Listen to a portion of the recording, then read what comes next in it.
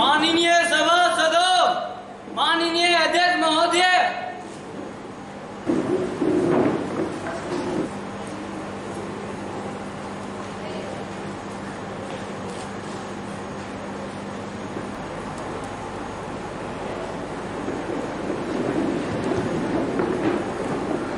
आज की कार्यवाही आरंभ की जाती है। माननीय सभासदों, संसद के इस मानसून सत्र में आप सभी का स्वागत है। संसद की प्रथम कार्यवाही के रूप में नए निर्वाचित सदस्य शपथ ग्रहण अथवा प्रतिज्ञा करेंगे। महासचिव महोदय। सुश्री अनन्या प्रजू, जो केरल के तिरुवनंतपुरम निर्वाचन क्षेत्र से निर्वाचित हुई है, अब शपथ ग्रहण अथवा प्रतिज्ञा करेगी। सुश्री अनन्या प्रजू।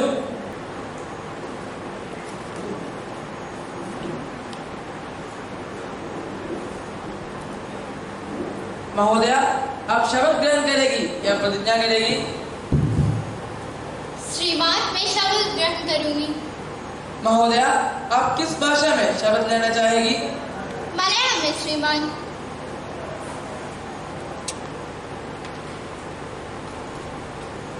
ഞാൻ ലോകസഭയിലെ അംഗമായി തിരഞ്ഞെടുക്കപ്പെട്ടിരിക്കുന്ന അനന്യ പ്രജു നിയമപ്രകാരം ഏർപ്പെടുത്തപ്പെട്ട ഇന്ത്യൻ ഭരണഘടനയോട് യഥാർത്ഥമായ വിശ്വാസവും കൂറും പ്രദർശിപ്പിച്ചുകൊള്ളാമെന്നും ഇന്ത്യയുടെ പരമാധികാരത്തെ നിലനിർത്തിക്കൊള്ളാമെന്നും ഏറ്റെടുക്കുവാൻ പോകുന്ന കർത്തവ്യം വിശ്വാസമാവണ്ണം നിർവഹിച്ചുകൊള്ളാമെന്നും ദൈവത്തിന്റെ പേരിൽ പ്രതിജ്ഞ ചെയ്തുകൊള്ളുന്നു.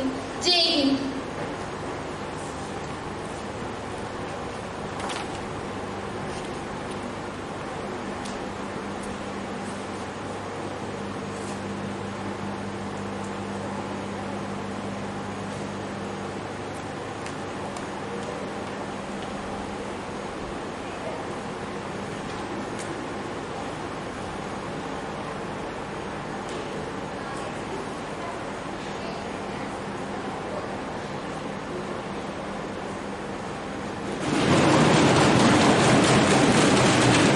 सुश्री गौरी, जो हरियाणा के करनाल निर्वाचन क्षेत्र से निर्वाचित हुई है, अब शपथ ग्रहण अथवा प्रतिज्ञा करेंगी। सुश्री गौरी।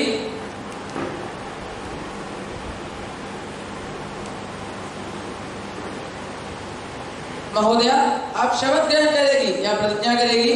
श्रीमान, मैं शपथ ग्रहण करूंगी। महोदया, आप किस भाषा में शपथ लेना चाहेगी? हिंदी में श्रीमान।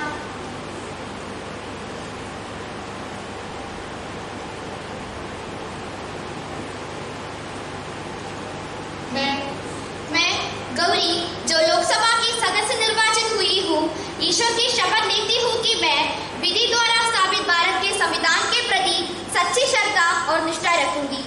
मैं भारत की प्रभुता और अखंडता अक्षुण्ण रखूंगी तथा जिस पद को मैं ग्रहण करने वाली हूँ उसके कर्तव्यों का श्रद्धा पूर्वक निर्वहन करूंगी। जय Hind.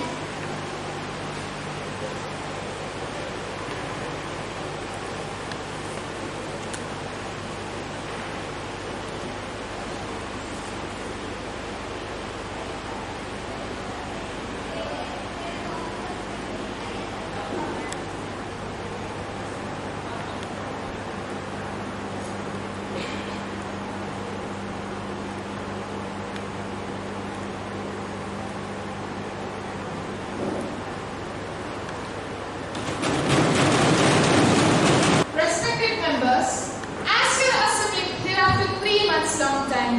It is my sad duty to inform the House of the demise of Sri Suresh, who passed away on 18 July 2024. He was the Member of Parliament who served from 2004 to 2006 and 2011 to 2016. He has also served as the Leader of Opposition in the Lok Sabha. He represented Alappuzha constituency as the Member of Parliament. On this occasion, I offer my tributes to him. The legacy of heroes is the memory of a great name and inheritance of a great example. Sir, I rise to pay my tribute to Sri Suresh, whose death has been deeply mourned by all. He was a pleasant and immensely approachable presence in the state's political scene. He came across as a genial and liberal counterpart to several more combative and inaccessible politicians of his time. Mr. Suresh also coined the phrase fast and far to highlight his government's resolve to expedite Kerala state's development. I would like to extend my deep condolences to his family. Honorable Speaker Madam and my worthy opponents present in the Parliament, I am very sorry to say that our former Member of Parliament has passed away. More than a great politician, he was a great man. When he ruled, many state highways were constructed. Roads and bridges costing nearly 2,000 crores were also built in Kerala. It is a great achievement by Suresh for the government. He ruled over for 15 years. It shows that how much he has inspired our society. More than a great politician, he was a great man. He was the minister of poor people. He is dead, yet he is living in our memories. The House will stand in silence for a while to express our deep sorrow.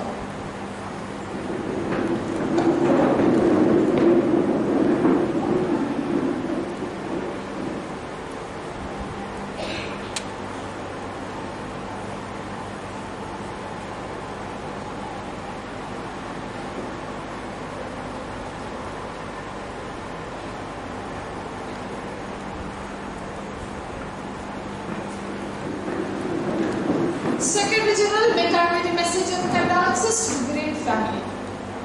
Yes, madam. प्रधानमंत्री जी नए मंत्री के परिचय कराएंगे।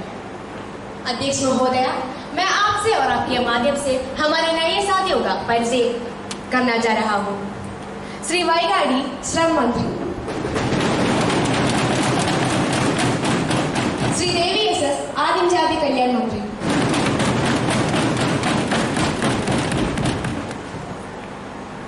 Now, question number begins. Question number 101, Honorable Member for Post-Time, Sri Devanath, please. Honorable Speaker Madam, I would like to ask my question to Ministry of Home Affairs. During the 2024 monsoon season, that has resulted in severe flooding and landslides across the northern India. Maximum damage has been reported and has cost many lives. What action did the Home Ministry of India take for the disaster mitigation and response mechanism? Recently, Kerala became the victim of a major landslide which claimed 300 people's lives. Also left out 150 individuals missing, and now also 9,328 people are housed in various relief camps across the district. What specific measures were in place to prevent or mitigate the impact of such a landslide in Kerala? If fate doesn't prove to be so kind, I repeat, if fate doesn't prove to be so kind, how effective is India's disaster management plans? What are the steps taken by your government to provide relief to the people in this regard? And how can the infrastructure planning and development to be adjusted to reduce the risk of the natural calamities? Honorable Minister of Home Affairs, please. Honorable Speaker Madam, in accordance with the question raised by the opposition member, I want to state that our government has taken many steps to provide relief for the affected people. First of all, our government has deployed entire teams of rescue workers and experts to support the state government. Our government gave early warning to the Kerala government on July 23, 7 days before the incident. On July 26, warning was given that there were chances for heavy rainfall of more than 20 centimeters and also for landslides. The state government remained inactive despite the warnings. Our warning system had declared reports about the soil saturation at vulnerable regions. Also, updates were given about the intensive rainfall in several regions overnight. However, in the disaster, the origin of the landslide is predictable, but its pathway is not easy to predict. A landslide happened in the same region in 1984, and because of the landslide in Pudumala in 2019, the region has been identified as landslide-prone area. A well-organized warning system was activated, which is same as in the case of heavy rains too. The authorities also discussed about the shifting of people from these regions to safer places, gradually but permanently. It happened not because of a human error. Landslides can be avoided, but casualties can. I repeat, landslides can be avoided, but casualties can. Prediction should not be 100% correct. It can vary. Therefore, we cannot consider anyone as a culprit in the situation. So, I don't want to put the blame on anyone. Our government will strongly stand with the state government and its afford. No, I will not allow you now. Let Devanath finish his question first. Supplementary question, Sri Devanath, please. Madam Speaker, this is totally a failure of the system which is accountable for the life of the people. So, the government knew that these areas are not natural calamities, then why they did not take any measures in advance to save the life of the people? Honorable Minister of Home Affairs, please. Honorable Speaker, Madam, the opposition member has pointed out that we have not taken any measures to safeguard the lives of people. You may kindly note that our meteorological department provided information about the possibility of heavy downpour in these states. As such alerts have been issued and our NDR teams inform the people to leave their houses and move to safer places. In fact, the people who did not hear the instructions were affected. Mr. Devanath, do you have no supplementary questions? No, Madam. Supplementary question number 2, Honorable Member of Opposition, Ms. Krishna, please. Honorable Speaker, ma'am, will the Minister of Home Affairs be pleased to state what are the measures going to be taken in the future to deal with the areas prone to natural calamities? Honorable Minister of Home Affairs, please. Honorable Speaker, Madam, the infrastructure planning can be adjusted by including the construction of piles and retention walls. Improving the surface and subsurface drainage would be beneficial for the prevention of landslides. Also, the implementation of methods like rockfall protection and slope geometry will be helpful. It will be ensured that no work gets hampered due to the lack of money, as we chaired a review meeting by night on Saturday after undertaking the aerial and on-the-ground surveys of the affected sites. The central government will take measures to fulfill the request submitted by the state government. I repeat, the central government will take measures to fulfill the request submitted by the state government.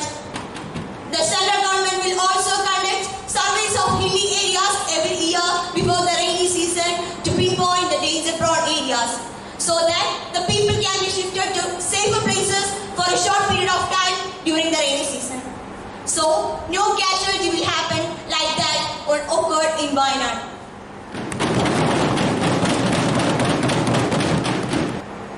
Now, question number 102, Honorable Member of Opposition, Ms. Sweta, please. Honorable Speaker, Madam, I would like to ask my question to the Minister of Women and Child Development.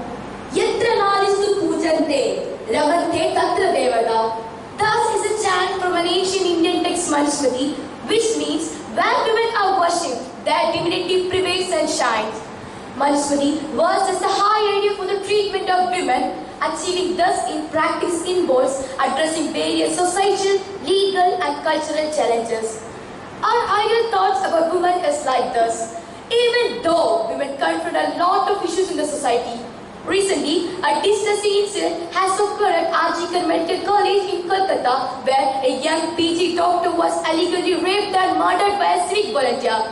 Thus, as not only the one, there were many such incidents which include Hyderabad rape case and also a Tamil Nadu girl was sexually abused by a group of men. A group of police rescued her and they did the same to her. All things pointed to a common question. Are women safe in India? It's not $1 million question, it's $1 million question.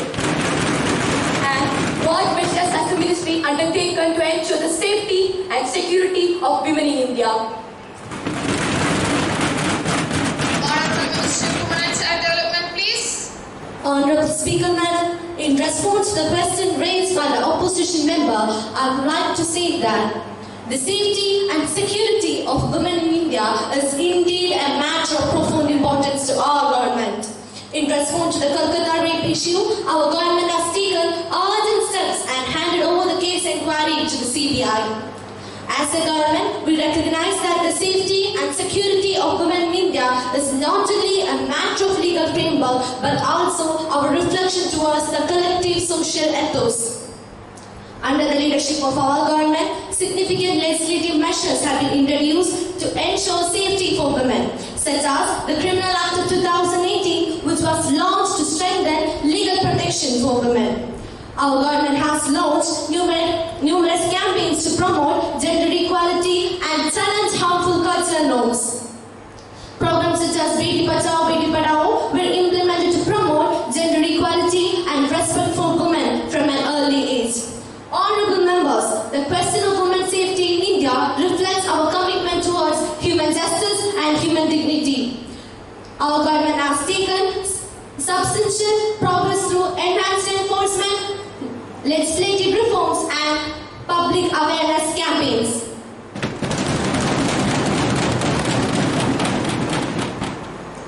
No, I will not allow you now. First, let's Sweta to finish her question. Supplementary question, Ms. Sweta, please. Honorable Speaker, ma'am. India approaching its centenary of independence in just 22 years. The issue of sexual violence remains a critical concern. Could the Honorable Minister of Women and Child Development inform the House about any plan to introduce or pass a comprehensive bill that specifically aimed at combating sexual violence and ensuring justice for the survivors? Honorable Minister of Women and Child Development, please. Honorable Speaker, Madam, we, the Ministry of Women and Child Development in India, has taken several steps aimed to prevent sexual violence against women. Several acts and organizations were already implemented, which includes the Sexual Harassment of Women at Workplace, that is the Act of 2013, and POCSO Act of 2012. The Government of India has launched Mission Shakti, an integrated women empowerment program, as an umbrella scheme for the safety, security and empowerment of women. The Mission Shakti has two sub-schemes, the Sambhal and Samarthya. Sambhal for the safety and security and Samarthya for the empowerment of women. The Government of India is deeply committed in addressing the sexual violence with the urgency and seriousness it demands. In response to the growing public concern and need for more robust legal measures, the Ministry is actively working on drafting a comprehensive legislation focused on combating sexual violence. The upcoming bill aims to strengthen the legal protections and improve support system for the survivors and enhance the accountability to the perpetrators. Now, question number 103, Honorable Member of Opposition, Sri Maheshwar, please. माननीय अध्यक्ष महोदय, मैं आपके माध्यम से स्वास्थ्य मंत्री जी से जानना चाहता हूँ कि हम सब जानता है भारत एक विकास की ओर अग्रसर देश है, फिर भी हमारे देश में अस्पतालों की कमी है। अगर कहीं सरकार ने अस्पताल खुलवाया है तो वहाँ मशीनों की कमी है, ब्लड बैंक में ब्लड की कमी है और सरकार पैसे मूर्ति बनवाने में लगा रही है। हमारा देश में कुल 18,227 हॉस्पिटल है और हमारे देश का जनसंख्या 140 करोड़ है। हमारे देश में प्रतिदिन 25,649 लोगों की मौत हो रही है। क्या कर रहा है हमारे देश का स्वास्थ्य मंत्री? अब तक क्यों कुछ नहीं किया गया और क्यों कोई कदम नहीं उठाया गया?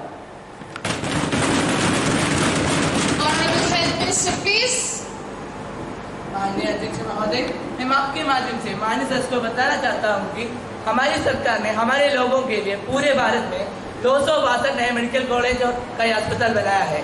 इसके अलावा आयुष्मान भारत राष्ट्रीय स्वास्थ्य सुरक्षा योजना के माध्यम से 10 करोड़ से अधिक गरीब और कमजोर परिवारों को कवर करेगा और माध्यमिक और तृतीयक देखभाल अस्पतालों में भर्ती के लिए प्रति परिवार को प्रतिवर्ष 5 लाख रुपए का कवरेज प्रदान करेगा।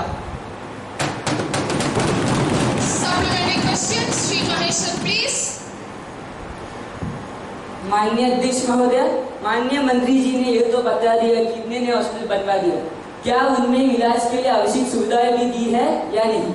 देखा यह गया है कि यदि किसी सरकारी हॉस्पिटल में मरीज को इलाज के लिए ले जाता है तो निचले स्तर का हॉस्पिटल आवश्यक सुविधाएं ना होने से अपने से ऊपर स्तर का हॉस्पिटल को रिफर करता है और मरीज ग्रामीण लेवल का हॉस्पिटल से डिस्ट्रिक्ट लेवल तक पहुंचने से पहले ही दम तोड़ देता है। मैं सरकार से पूछना चाहता हूँ कि सरकारी हॉस्पिटल में आवश्यक सुविधाएं जांच उपकरण बढ़ाने के लिए क्या कर रहा है?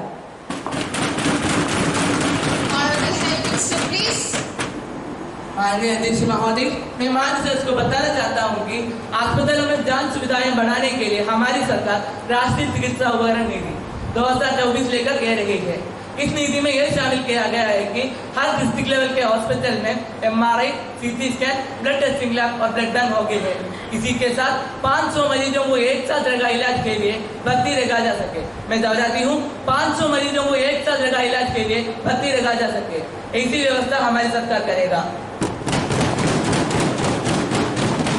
Now, question number 104, Honorable Member of Opposition, Ms. Kavya, please. Honorable Speaker, Madam, I would like to ask my question to the Defence Minister. Recently, when Agniveer lost his life in a landmine blast, but he is not called a martyr by the Government of India. One Jawan gets a pension while other doesn't. One will get the name of a martyr while one will not. They will not get a compensation. Why do you hesitate to call an Agniveer who offers his service to protect our nation a Jawan?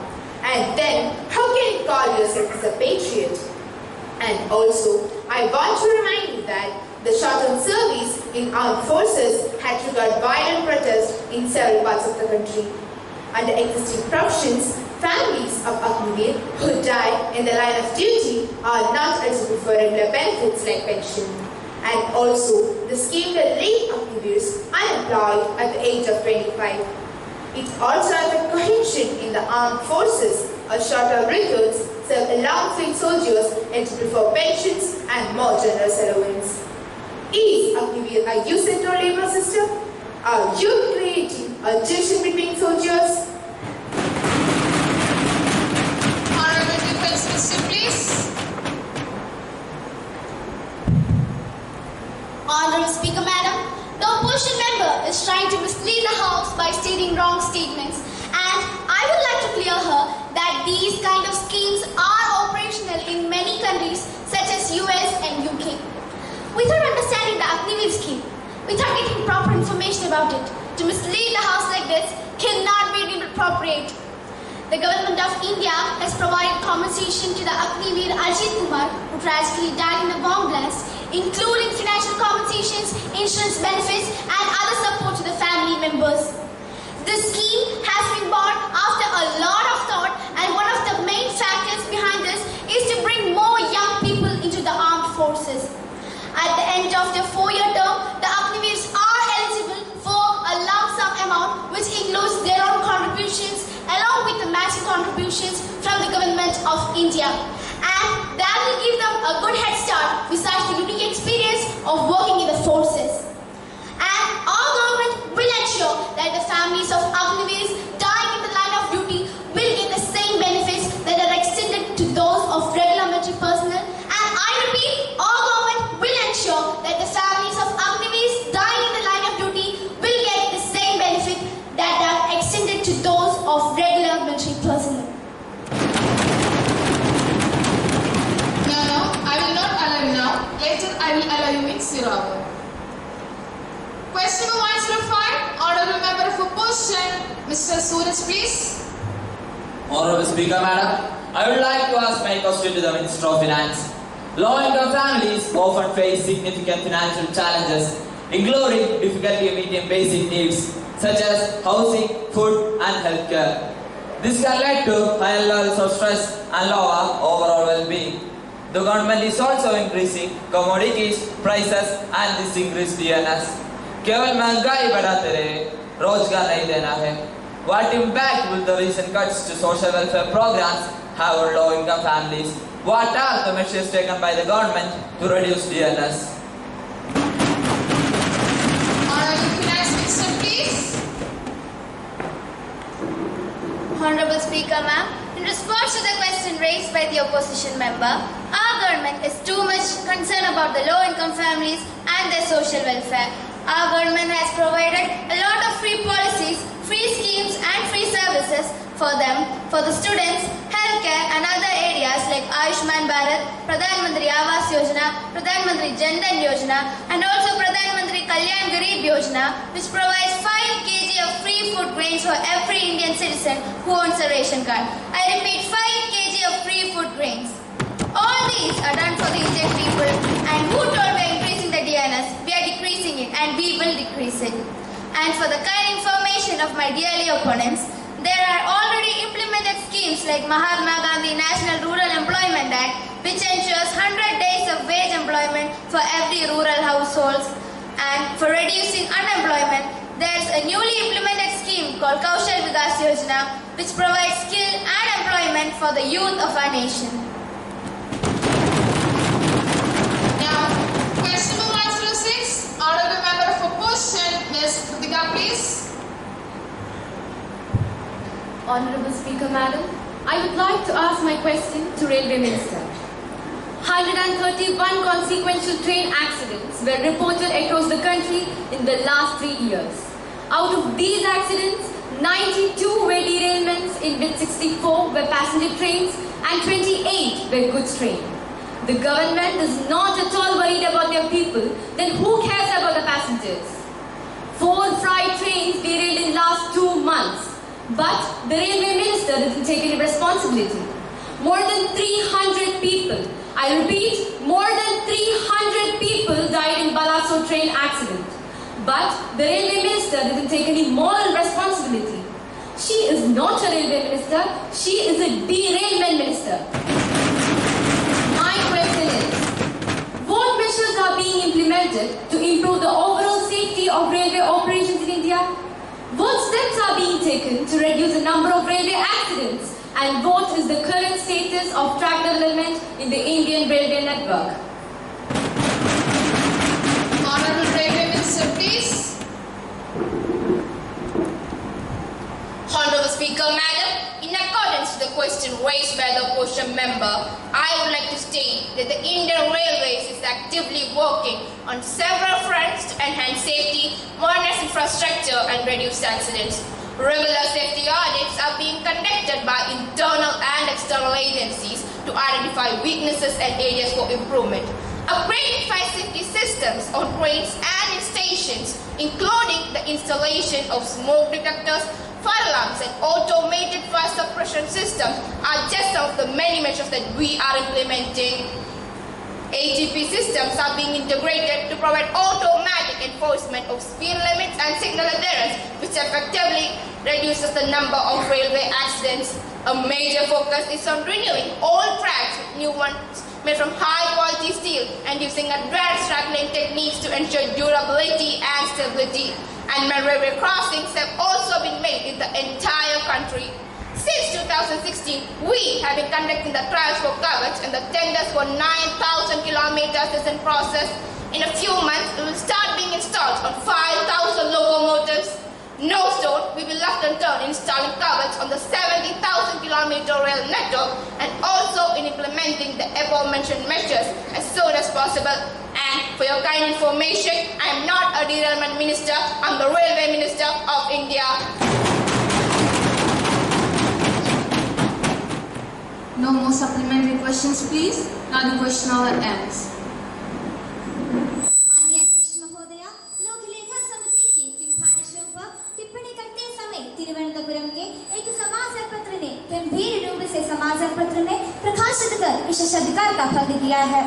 समाचार पत्र ने बेईमानी के उद्देश्यों का आरोप लगाया है तथा मैं आपसे निवेदन करता हूँगी मुझे इस मामले को सदन में उठाने की अनुमति दी गई। माननीय सदस्य, क्या आपने इस संबंध में पहले नोटिस दिया है? आप समाचार पत्र की कटिंग के साथ उपयुक्त नोटिस दे सकते हैं और मैं उस पर विचार करूंगा। माननीय अध्यक्ष महोदया, मैंने आज सुबह ही पेश की। ठीक है, इसकी जांच की जाएगी और जब बिल मेरे पास आएगा मैं इस पर करूंगी और आपको निर्णय बता दूंगी। Now the zero begins. No, I will only allow those people who have given their names in the morning. If time permits, I will allow them later. Honorable Member of Opposition, Shri Vanshi, please. माननीय अध्यक्ष महोदया, मैं आपके माध्यम से शिक्षा मंत्री से यह प्रश्न पूछना चाहता हूं कि इसी साल जुलाई के महीने में एक प्राइवेट कोचिंग सेंटर जो दिल्ली के राजेंद्र नगर में स्थित है, वहां के स्टडी सर्कल के बेसमेंट में पानी भर जाने के कारण 3 छात्रों की मौत हो गई। क्या उस आईएस कोचिंग सेंटर में सुरक्षा नियमों का सही ढंग से पालन हो रहा था? क्या सरकार इस दुर्घटना का कारण पता कर पाई? कृपया इस प्रश्न के उत्तर के रूप में अपना ब्यौरा प्रस्तुत कीजिए।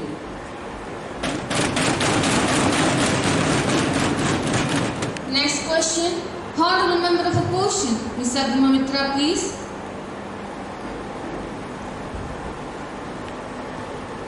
Honorable Speaker, Madam, I would like to ask my question to Health Minister.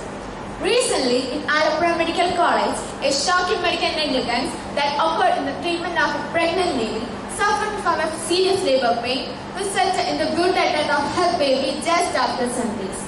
And the fact to notice is that the lady and her relatives had been told that the pain was just because of the gastric issues, and later she delivered in a mere ward rather than a labor.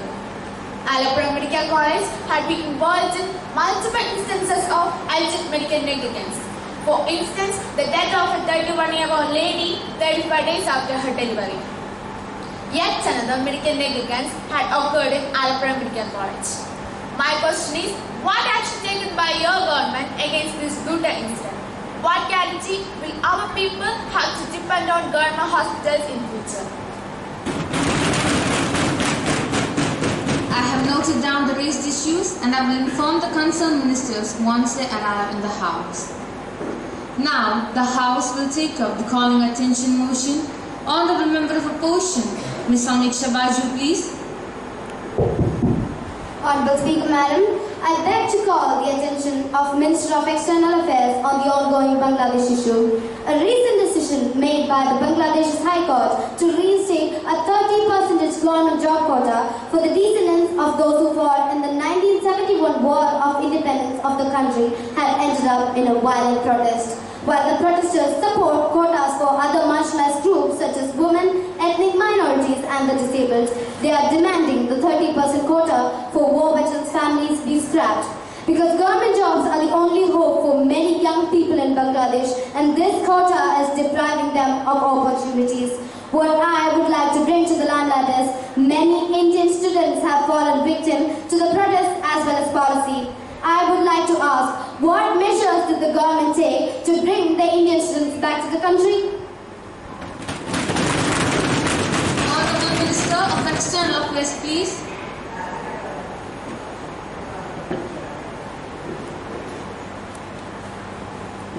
Honourable Speaker, Madam, in response to the question raised by the opposition member, I want to say that the Indian students in Bangladesh are from the Union Territory of Jammu and Kashmir and from the states of Gujarat, UP, Tamil Nadu, Tripura and so on. The Government of India has also coordinating with the authorities concerned of Bangladesh for safety and security during stay as well as movement to the airports and to the land ports along India-Bangladesh border. The High Commission of India in Dhaka and the Assistant High Commissions in Chittagong, Rajshahi, Sylhet and Khulna have been assisting in the voluntary return of Indian nationals. Over 7,200 Indian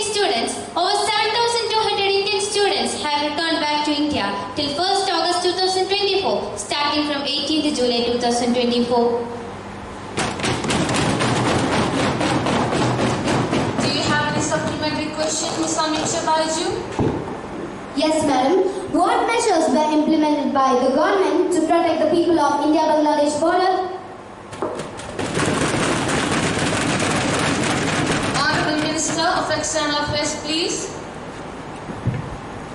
Madam Speaker, for protecting the people in India-Bangladesh border, we enhanced border security by utilizing modern surveillance technologies such as drones, cameras and sensors to monitor the border more effectively and respond to any security threats promptly. We are also engaging in diplomatic talks with Bangladesh to address the issues causing tension and seek peaceful resolutions. We have ensured that medical facilities and relief services are prepared to address any issues arising from the situation, including potential health crises or shortages.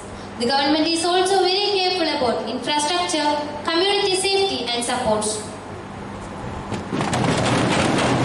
Next question. Honourable Member of Opposition, Ms. Adveda, please. Honourable Speaker, Madam, I would like to ask my question to the Minister of Sports. India's performance at the Paris Olympics fell short of expectation with zero gold medal and key mismanagement issues affecting athletes. Despite 117 participants, several came close but failed to secure medals. At the starting of Olympics, we were expected to achieve a double-digit medal count, including at least 2 gold medals. It's clear that India's performance were underwhelming. To return without a gold hurts, and the Vinesh Phogat issue rankles us more. India is the most populated country, but the second most populated China won 91 medals. What analysis has been conducted to understand the reasons behind lower number of medals and what strategies are implemented by the government to address these issues? Many Indian sports athletes struggle to find financial support for their training and competition expenses. Sports infrastructure in India remains insufficient, particularly at the grassroots level. What steps did the government take to increase the funding and investment in sports? Are there any initiatives to provide better sports science and medical support for the athletes? Honorable Sports Minister, please.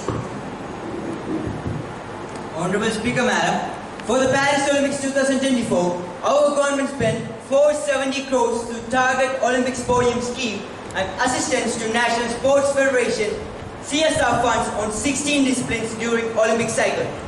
Neeraj Chopra in javelin throw has been the most consistent performer in recent times. According to Ministry and SAI, here's how much they spent on some of India's top athletes. In Paris cycle, spent rupees 5.72 crores. Our hockey men's team won bronze medal in Paris, amount rupees 41.8 crores. Badminton women's single 3.13 crores. Badminton men's doubles 5.62 crores. Mirabai Chanu in weightlifting 2.74 crores. Manu Bhaker in shooting 1.68 crores. About gold medals, it was unlike for India. In case of Vinesh Phogat, the enquiries are procured. The problem will be solved instantly. India finished 4th at the overall medal tally in Asian Games 2023. This is the country's best ever medal haul with 107 medals. India's medal totally consist of 28 gold, 38 silver and 41 bronze. This is a lot of increasing in medal. Then, what is the need of conducting to understand reason behind the lower number of medals? For the athletics, our government spent 96.08 crores in Paris Olympics. Private programs which aims to improve sports, science and medical support for athletics. Their effort seek to enhance training and recovery and ultimately benefit in well performance and well hearing. Honorable Madam, the opposition member is raising meaningless questions.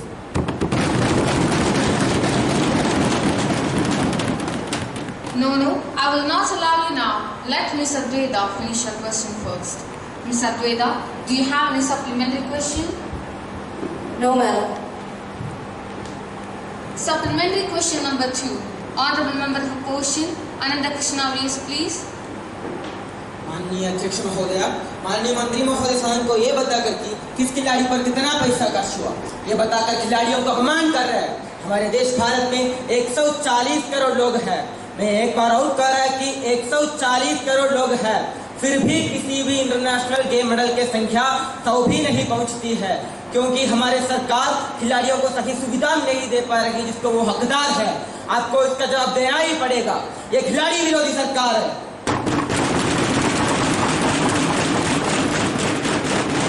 Honorable Sports Minister, please. Honorable Speaker, Madam, I want to remind my opposition member that our government do not defame any sports person. They are pride of our country. Our performance in the field of sports and games is becoming better day by day. In 2016 Rio de Janeiro Olympics, we got only 2 medals. But when it comes to 2021 Tokyo Olympics, we bagged 8 medals and 100 plus medals. I'm repeating, 100 plus medals in Asian Games 2023. This shows how we are improving in the sports sector. And for developing sports and games in India, we are organizing programs such as Fit India, Khelo India Games across the country. Our government provides enough facilities for all athletes throughout the country, irrespective of their states. The Sports Authority of India provides training facilities and infrastructures to all national athletes across the country, including sports training centers, gyms and many other facilities. Now, I am sure that for the coming 2028 Olympics, our country will perform well. We started our planning and preparation now onwards for that.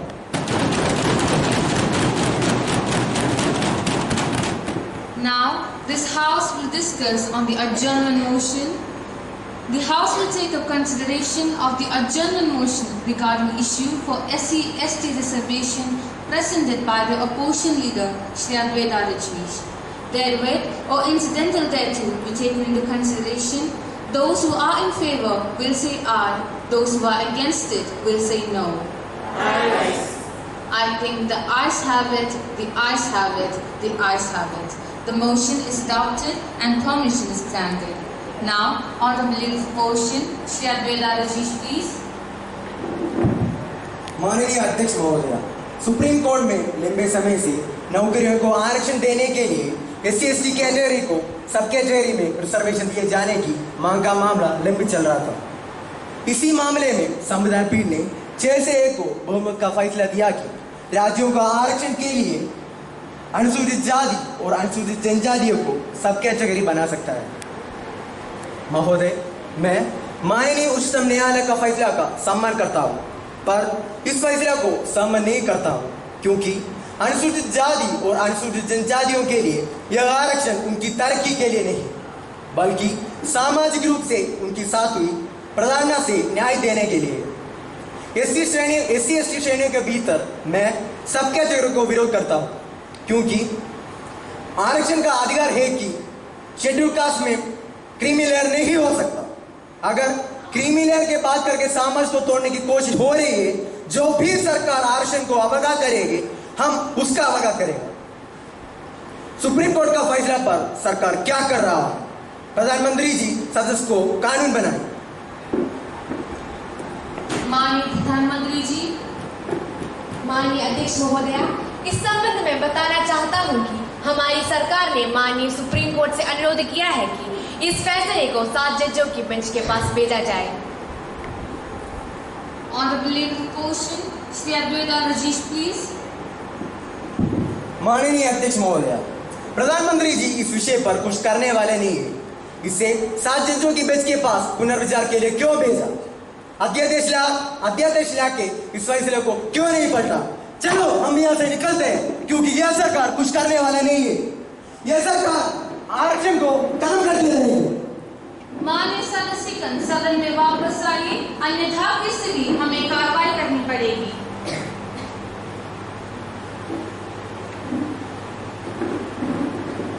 Honorable Member of Opposition, Dhanisha Krishnan, please. माननीय अध्यक्ष महोदय, मैं माननीय supreme court का निर्णय को स्वागत करता हूं, क्योंकि सभी SC और ST अपनी आर्थिक, शैक्षिक और सामाजिक स्थिति के मामले से एक समान नहीं हो सकते हैं।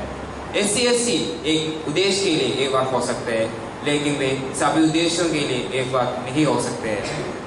एक शख्स जब IAS या IPS बन जाता है तो उसके बच्चे गांव में रहने वाले उसके समूह को असुविधा का सामना नहीं करते, फिर भी उसके परिवार को आरक्षण का लाभ मिलना ही रहेगा। आरक्षण की व्यवस्था को मकसद नागरिकों के बीच पिछड़े वर्गों को मुख्य धारा में लाना है, जिससे वे भारत के अन्य नागरिकों के साथ समानता के रूप से हाथ से हाथ चलाकर चल सके।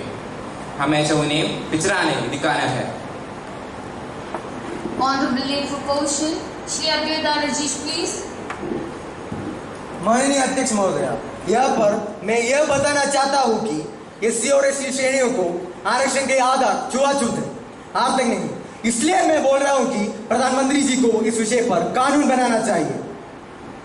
माननीय प्रधानमंत्री जी। माननीय अध्यक्ष महोदया, मैंने पहले ही बोल दिया है कि हमारी सरकार SC/ST रिजर्वेशन में ऐसी क्रीमी लेयर को नहीं लागू करेगी, क्योंकि संविधान में SC/ST आरक्षण में ऐसी क्रीमी लेयर का प्रावधान नहीं है। इस विषय अगर जरूरी हुआ तो सरकार अध्यादेश लाएगी और कानून बनाएगी। इस कानून में ऐसे प्रावधान किए जाएगी कि जिन लोगों को अभी तक SC/ST रिजर्वेशन का लाभ नहीं मिला है, उन्हें भी मिले। इसके लिए सरकार इन जातियों और वर्गों की सर्वे करवाएगी और जो लोग पिछड़े हुए हैं उनके लिए स्पेशल आर्थिक पैकेज की घोषणा करेगी।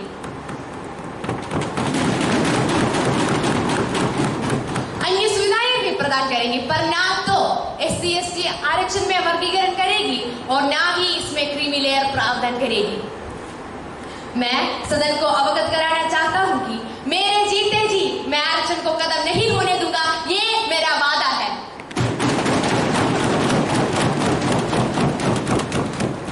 Now the question is that, Honorable Leader of Opposition, do you want to continue the motion? No. According to the reply given by the Prime Minister, I am not continuing my motion. So, the House will leave the adjournment motion. Now, Honorable Home Minister to lay on the table the Bharatiya Nyaya Sanhita bill, please. I beg to lay on the table the Bharatiya Nyaya Sanhita bill is designed to replace the Indian Penal Code of 1860. A copy of each of the following papers under subsection. Review by the government that the Act has omitted the provision intending to insert sections including revised definitions and penalties for crimes, reflecting modern legal standards and social values. Its new section take India's criminal justice system into the 21st century. अभी महासचिव महोदय युवा संसद की राज्यसभा से प्राप्त संदेश को पढ़ेंगे। महोदया, मुझे राष्ट्रीय युवा संसद की राज्यसभा के महासचिव से बनी निम्नलिखित संदेश को सूचना देनी है।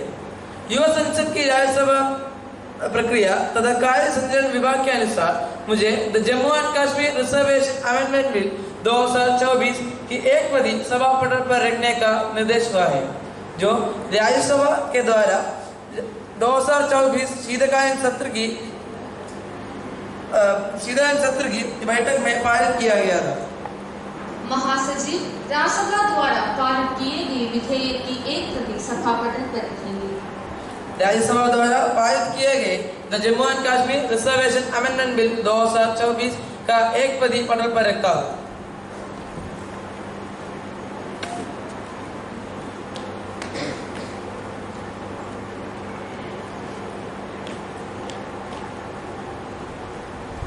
Honorable members, I have to make an announcement. On my own behalf and of the honorable members of the House, I have a great pleasure in extending a warm welcome to the Right Honorable Anwar Ibrahim, Prime Minister of Malaysia, and the honorable members of the Malaysian Parliamentary delegation who are on a visit to India as our honored guests. The other honorable members of the delegation are Mrs. Alice Lau Thiam, First Deputy Mrs. Sophia Brody, Member of Parliament. This is a very high-power delegation. The delegation arrived on 19th August 2024. They are now seated in the special box. We wish them a happy and fruitful stay in our country. We also convey a warm greetings and very best wishes through them to the monarch, the National Assembly of Malaysia, the government, and the friendly people of Malaysia.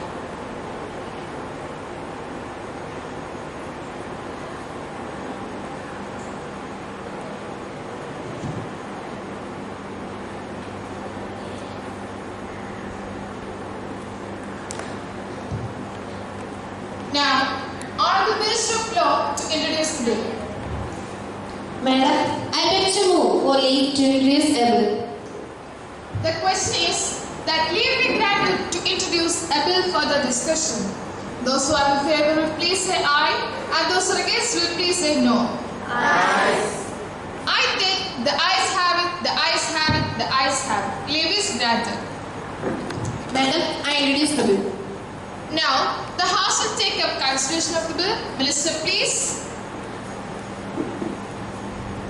Madam, I beg to move that the bill to provide 1/3 of the seats in Lok Sabha and state legislative assemblies for women. Madam, the House is aware that the full and active participation of women equal to men is not just a goal in itself, but central to building and sustaining democracy.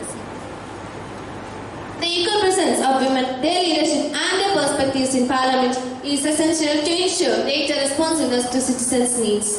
Dr. B.R. Ambedkar has rightly said, I measure the progress of a community by the degree of progress which women has achieved. Unity is meaningless without the unity of women. Education is fruitless without the educated women.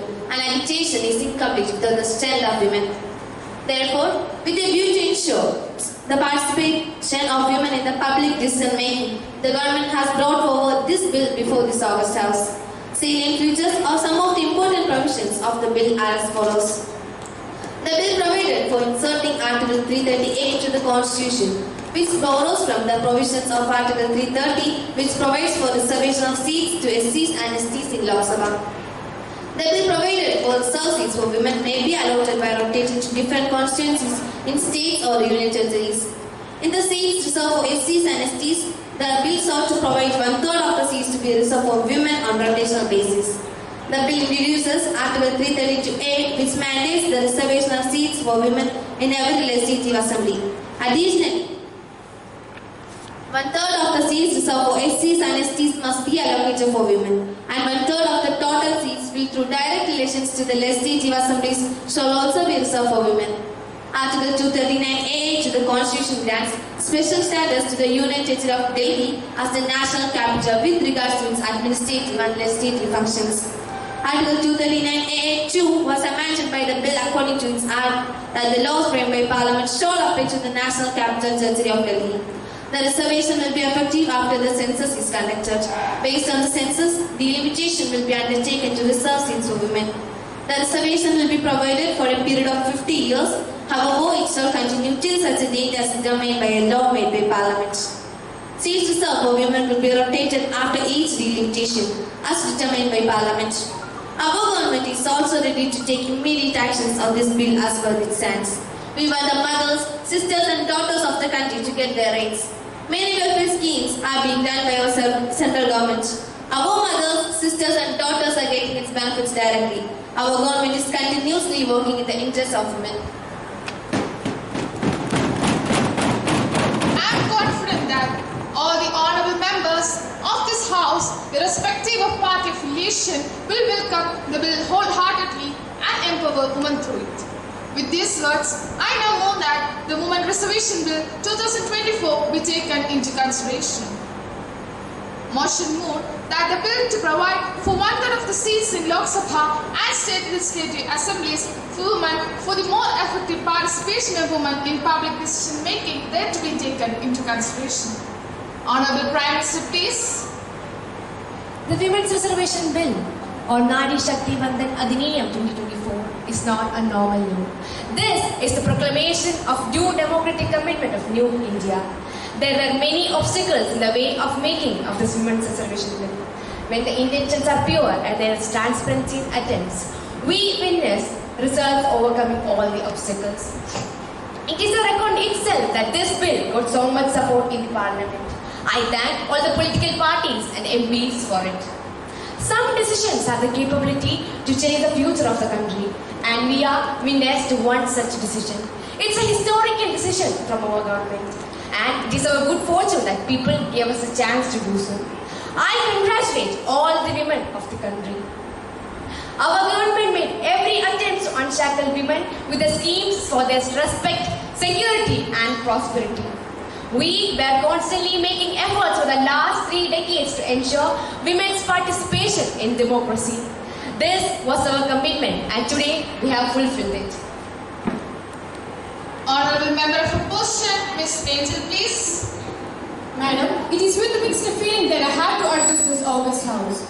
सुनो द्रौपदी शस्त्र डालो अब गोविंद न आएंगे चोडो में हथे कड़क संभालो खुद के अपने चीर बचा लो द्यूत बिछाया बैठा शकुनी मस्तिष्क सब बिक जाएंगे सुनो द्रौपदी शस्त्र डालो अब गोविंद न आएंगे. I stand with my mixed feeling of pride and chagrin.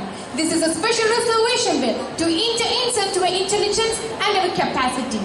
So, we are founding that this great land would not any on her, women and their rightful places based on merit.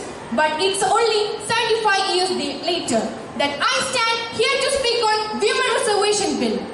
It's my pride that women are given 33% women reservation.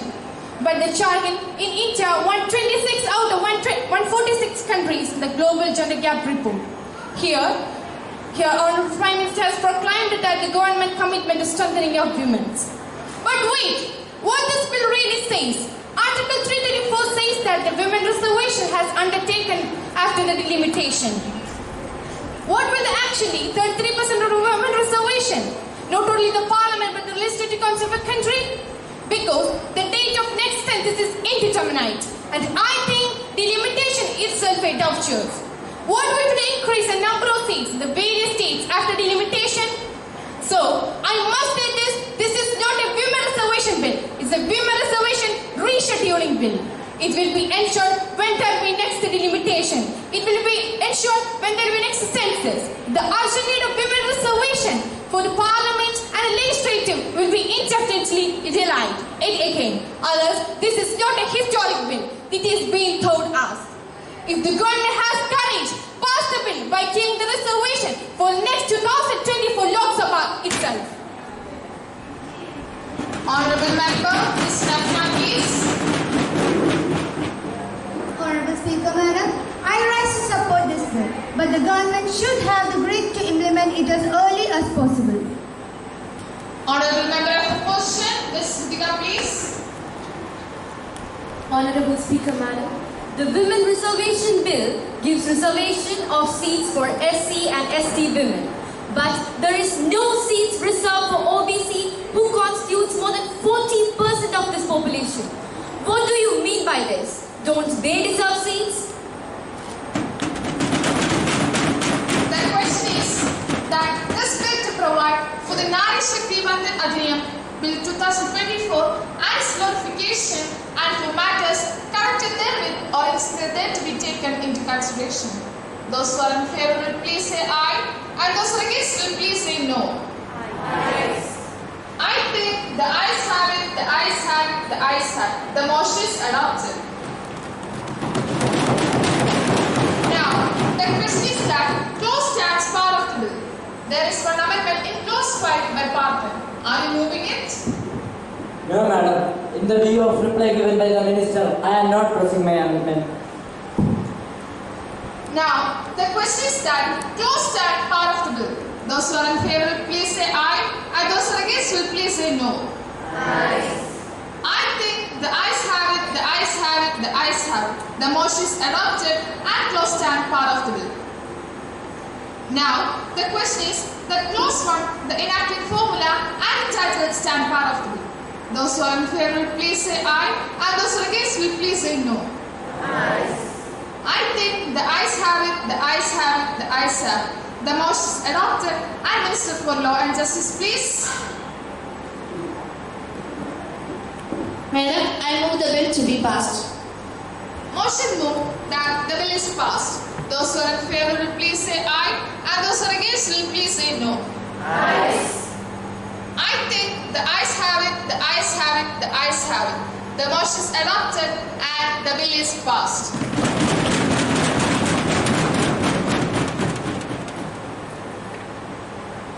Now, the House will take a private member's resolution. Honorable members shall to move the resolution. Madam, I move the following resolution. This House recommends that the government should conduct one nation, one election. The central idea of one nation, one election is to synchronize the timing of Lok Sabha state assemblies across all states to reduce the frequency of polls throughout the country. Take steps to hold simultaneous election for parliament, state assemblies and local bodies to reduce the expenditure and utilize government resources and security forces efficiently and enable effective policy planning. It aims us to build a consensus with all the parties. The document also emphasizes the government to avoid the confusion caused by the multiple voter lists. Benefits of having one nation, one election are as follows. It enables the government to concentrate on governance once the election is over. Today, there is election in some or the other part of countries at least every 3 months. The entire attention of these countries become focused on these elections. From the Prime Minister to the Union Ministers, from the Chief Minister to the Ministers, from the MPs, MLAs to the Panchayat members, everyone get deeply focused on these elections as nobody wants to lose it. There is a virtual paralysis of administration at various levels in a varying degree. These reflect very badly on India's growth prospects. The mode code of conduct comes to place just after the elections are announced by the Election Commission. No new policy decisions are taken away during the election due to MCC. Therefore, key policy decisions are delayed both at the centre and state And even when no new fresh policy decision is necessary, implementation of ongoing projects get derailed during the election period as the political executives as well as the government official would be engaged in their election duties, neglecting the routine administration. No, we will not accept it because the idea of one nation, one election does not square with the concept of federalism. As it is established in the notion that India has one nation, then why one nation, one election is there? The idea of one nation, one election will destroy democracy. Honorable Ministry of Parliamentary Affairs, please. Honorable Speaker, Madam, one nation, one election idea is not new. It will not end federalism as concept was in practice till 1967, but it was adopted due to various reasons such as defections, dismissals and dissolutions of government. The cycle was first broken in 1959 after a centre invoked the Article 356 to dismiss the Kerala government. Subsequently, due to defection and counter-defection between parties, several legislative assemblies were dissolved the post in 1960, which eventually led to separate assembly posts for Lok Sabha and state assemblies. Currently, the assembly posts in the states of Arunachal Pradesh, Sikkim, Andhra Pradesh and Odisha are held together with the Lok Sabha elections. Honorable Member, Sri Ashish, please. Honorable Speaker, Madam, it will pose logistical challenges in terms of availability and security of electronic voting machines, personnel and other resources. Election Commission may face difficulties in managing such a massive resource. Honorable Ministry of Parliamentary Affairs, please. Honorable Speaker, Madam, various estimates by the Election Commission, the Niti Aayog shows that the cost of conducting all states and parliamentary elections in a 5-year cycle work out to the equivalent rupees of 10 voter per year. The Niti Aayog report has also said that when elections are synchronized, it will cost equivalent rupees 5 voter per year. Honorable Member, Sri Parthan, please. Honorable Speaker, Madam, in the short time, simultaneous elections will increase the cost for deploying far larger numbers of EVMs and VVPATs. So, amending the constitution to save 5 rupees for every voter may not be a good idea. Election expenses are not always bad. There is an economic research that suggests election spending by parties and candidates actually benefits the economy and government's tax revenue by boosting private consumption and serving as a stimulus. Honorable Member of Opposition, Ms. Samiksha, please. Honorable Speaker, Madam, this will also end the State Government Article 83(2) and 172 of the Constitution stipulates that the tenure of Lok Sabha and state assemblies will last for 5 years unless dissolved earlier. And there can be situations as in Article 356 wherein assemblies can be dissolved earlier. Therefore, the One Nation, One Election plan raises serious questions. What would happen if the state government or central government collapse mid-tenure? Will elections be held again in every state or will President's rule be imposed? Honorable Member, Ms. Rishya, please. No, it will not affect the state government as it will reduce freebies and improve state finances. Frequent election led to government taking policy decisions to woo their electorate at every election. Even though this cannot be stopped fully, the frequency in which the government announces freebies will come down. Frequent elections have led to a situation where many state governments are broken with a smaller number of elections, but their finances could be in better shape. Honorable Member of Opposition, Ms. Veda, please. Honorable Speaker, ma'am, the present form of referendum election can be seen as beneficial in a democracy, as it allows the voters to have heard their voice more frequently. As the underlying issue of national and state polls are different, the present framework prevents blending of issues and provide great accountability. Honorable Ministry of Parliamentary Affairs, please. Honorable Speaker, Madam, my opposition friend, please note that regarding one nation, one election, our House has a lot of queries. That's why our government has already formed a committee to inspect it and submit reports in detail. Honorable Member, Ms. Rishya, please. I'm grateful to the Honourable Member for lending support to my resolution in the view of the assurance given by the Honourable Minister, and since the committee has already been formed to inspect it, I hope that the government will take all the stringent measures to eliminate the unwanted expense in the name of repeated election. Therefore, I am allowed to withdraw this resolution. Has the honourable member leave of the House to withdraw her resolution? The resolution by leave of the House is withdrawn, and now the House is adjourned to meet again tomorrow at 11 a.m.